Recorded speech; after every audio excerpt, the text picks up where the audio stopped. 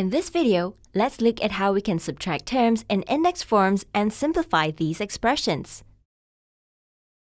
First, look at this expression. How can we simplify it? Just like the addition of terms in index forms, we look out for like terms. So are these like terms? There is 3 to the power of x in both terms. Again, if we let 3 to the power of x be y, the expression will just be 4y minus y. These two terms contain the same variable, y, so they are like terms.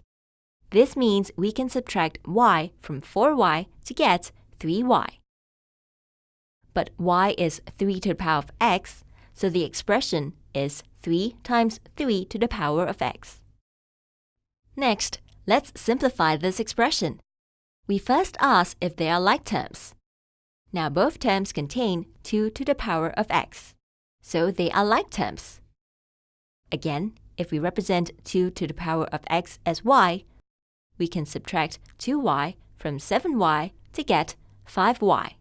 That is, the expression will just be 5 times 2 to the power of x. How about this expression? Can we do it the same way? Like before, check if these are like terms. Notice that the bases are different. This means they are unlike terms, so we cannot simplify this expression. Take a look at the examples again. We have like terms in these expressions and unlike terms in this expression. What do you notice? We can simplify an expression only when they are like terms. Do you know how to simplify this? Recall that we can simplify expressions with like terms. But these are not like terms. What can we do? Note that 3 is a prime number, while 27 is a composite number which we can express as a product of prime factors. Now, 3 is a factor of 27, but can we write 27 as a power of 3? Yes! 27 is 3 times 3 times 3, or 3 cubed. What can we do to simplify this? Using this law of indices, we can multiply the indices to get 3 to the power of 3x. Now can you see the like terms? This means we can now subtract 3 to the power of 3x from 7 times 3 to the power of 3x to get 6 times 3 to the power of 3x. And we write it like this. Now, how about this expression? How can we simplify this? We know we need like terms in the expression.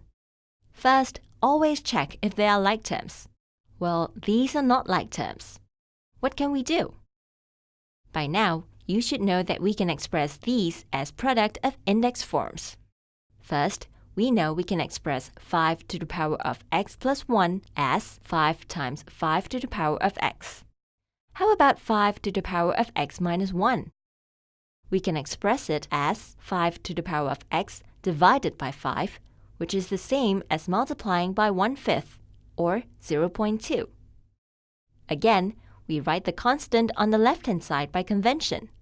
Now can you see the like terms? So we can subtract 0.2 times 5 to the power of x from 5 times 5 to the power of x to get 4.8 times 5 to the power of x. So what have we learned? To subtract terms in index form, we need to have like terms in order to simplify the expression. Finally, let's apply what we have learned to simplify this expression. First, let's check for like terms. We can see that there are no like terms. What can we do? We know 2 is a prime number, and 4 and 8 have common factor 2. Now, can 4 and 8 be expressed as power of 2? 4 is 2 times 2, or 2 squared, and 8 is 2 times 2 times 2, or 2 cubed. So we can express 4 and 8 as power of 2. Now what can we do to simplify these terms? Again, we can use this law of indices and multiply the indices. Observe that these two are the only like terms. Like before, we can subtract 2 to the power of 2x from 5 times 2 to the power of 2x to get 4 times 2 to the power of 2x.